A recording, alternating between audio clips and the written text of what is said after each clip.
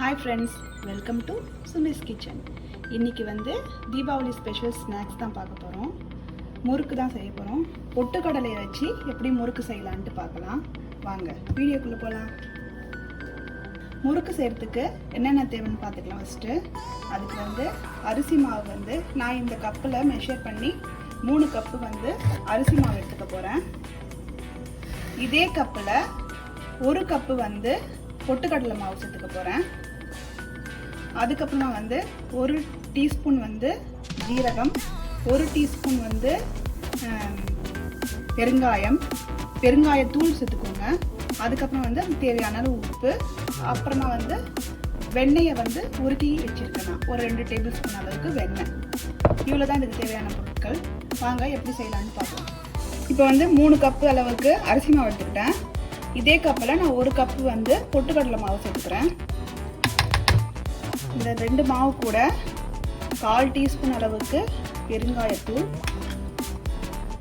1 teaspoon அளவுக்கு ஜீரகம், அப்புறம் நமக்கு தேவையான அளவு உப்பு.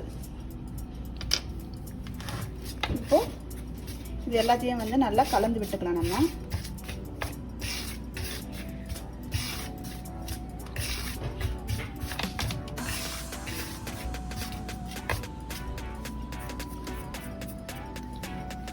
இப்போ நல்லா கலந்து விட்டதுக்கு அப்புறமா இப்போ வந்து வெண்ணெயை சேர்த்துக்கலாம்.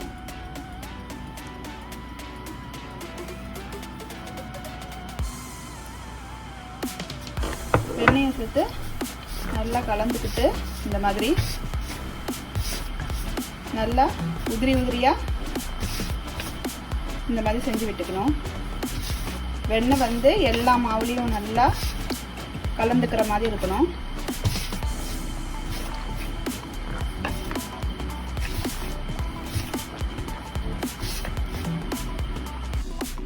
இப்போ வந்து நல்லா கையால் உதிர்த்து விட்ட அப்புறம் இப்போ நம்ம வந்து சுடு தண்ணி யூஸ் பண்ணி தான் வந்து இந்த மாவை பிசைய போகிறோம். அதனால் வந்து ஒரு ஸ்பேட்டுலாவை யூஸ் பண்ணி கை வைக்கக்கூடாது, ரொம்ப சூடாக இருக்கும் தண்ணி.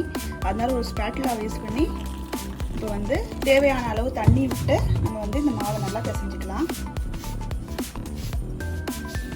நல்லா இந்த மாதிரி கலந்து நமக்கு எவ்வளோ தண்ணி தேவைப்படுமோ அந்த அளவுக்கு தண்ணி சேர்த்து இந்த மாதிரி நல்லா கலந்துக்கலாம். மாவை கொஞ்சம் கொஞ்சமாக தண்ணி சேர்த்து,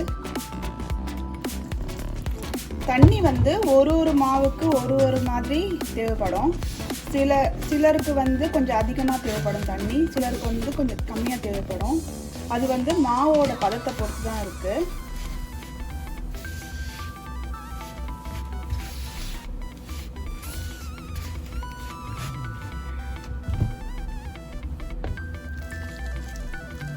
இந்த மாதிரி கொஞ்சம் கொஞ்சமாக தண்ணியை ஊற்றி நம்ம வந்து நல்லா இந்த மாவை வந்து பிசைஞ்சிட்டு கொஞ்ச நேரம் இந்த மாவை இந்த மாதிரி ஃப்ளாட் பண்ணிக்கலாம். கரண்டியை வச்சு ஃப்ளாட் பண்ணி இப்போ இந்த மாவுக்கு தேவையான தண்ணி இவ்வளோதான் போதும். இப்போ என்ன பண்ணுறதுன்னா இந்த மாதிரி ஃப்ளாட் பண்ணிக்கலாம். இந்த மாவை ஃப்ளாட் பண்ணி நல்லா அமுக்கி விட்டுட்டு இந்த மாதிரி ஒரு தட்டை வச்சு மூடிடலாம். இப்போ ஒரு தட்டு வச்சு மூடிட்டோம். இப்போ ஒரு 10 மினிட்ஸ் அப்படியே இருக்கட்டும் இந்த மாவு. அதுக்கப்புறமா நம்ம வந்து கை விட்டு பிசைஞ்சிக்கலாம். இப்போ வந்து நம்ம மாவு கலந்து ஒரு 10 நிமிஷம் ஆயிருக்கும். இப்போ இந்த மாவை வந்து நல்லா இந்த மாதிரி உதிர்த்து விட்டுக்கலாம்.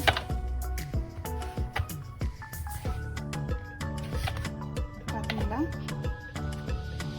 வந்து இப்படி பிடிக்க வருது நல்லா மாவு. இப்போது நமக்கு இன்னும் கொஞ்சம் தண்ணி சேர்த்தா போதும். இதை தண்ணி சேர்த்து ஒரு நல்ல உருண்டை மாதிரி ஊற்றிக்கலாம்.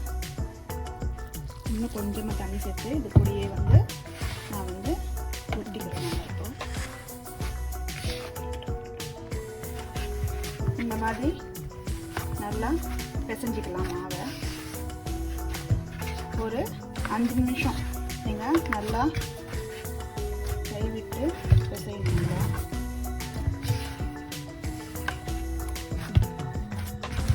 நம்ம மறுபடியும் தண்ணி சேர்க்கும் போது சுடு தண்ணி தான் சேர்த்து பிசையணும் மாவு. இப்போ நம்ம வந்து கரெக்டான பதத்தில் மாவு பிசைஞ்சு வச்சாச்சு. இப்போ வந்து இந்த மாதிரி முறுக்கு பிழிகிற அச்சை வச்சு அதுக்கு வந்து நம்ம வந்து ஃபஸ்ட்டு இந்த மாதிரி எண்ணெய் தடவிக்கணும். இந்த அச்சில்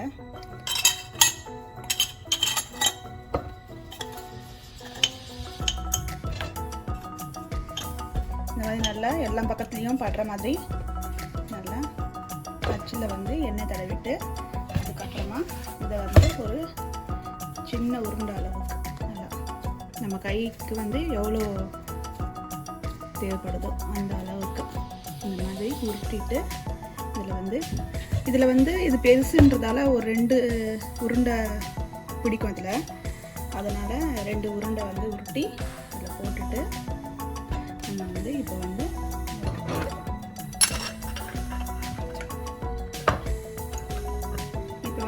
இந்த ஜல்லி உருண்டையும் வந்து நம்ம வந்து எண்ணெய் தடவிக்கிறோம் நல்லா. அப்போதான் வந்து உங்களுக்கு வந்து முறுக்கு வந்து எண்ணெயில் போடும்போது ஒட்டாமல் தானாக வந்து விழும். அப்படியே இல்லைன்னா உங்களுக்கு வந்து கரண்டியோட ஒட்டிக்கும் முறுக்கு. அதே மாதிரி நீங்கள் போடும் போதும் வந்து முறுக்கு போடும் போதும் வந்து எண்ணெயில் வந்து படாத மாதிரி தான் போடணும். அந்த சூடான எண்ணெய் இதில் ஒட்டிக்குச்சுன்னா, இந்த கரண்டியில் பட்டுடுச்சுன்னா முறுக்கு வந்து உங்களுக்கு வராது அடுத்த டைம். இப்போ நம்ம எப்படி பிழியறான்னு பார்க்கலாம்.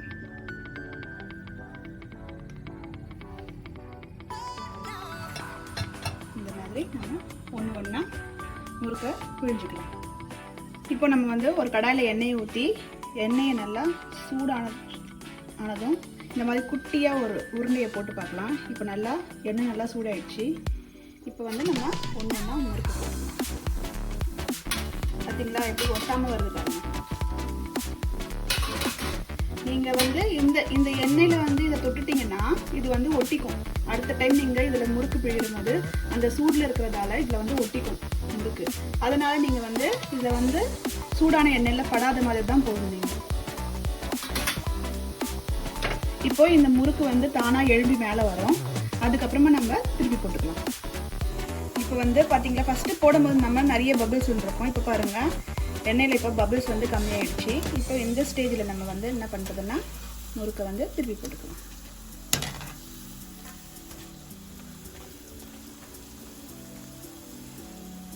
திருப்பி போட்டு கொஞ்ச நேரம் வேகட்டும் இந்த பக்கமும். இப்போ வந்து எல்லா பபிள்ஸும் அடங்கிடுச்சு.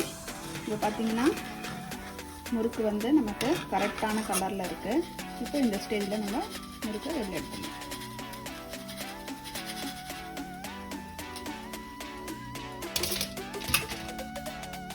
மறுபடியும் நம்ம இப்போ அடுத்த செட்டை போட்டுக்கலாம். அப்படியே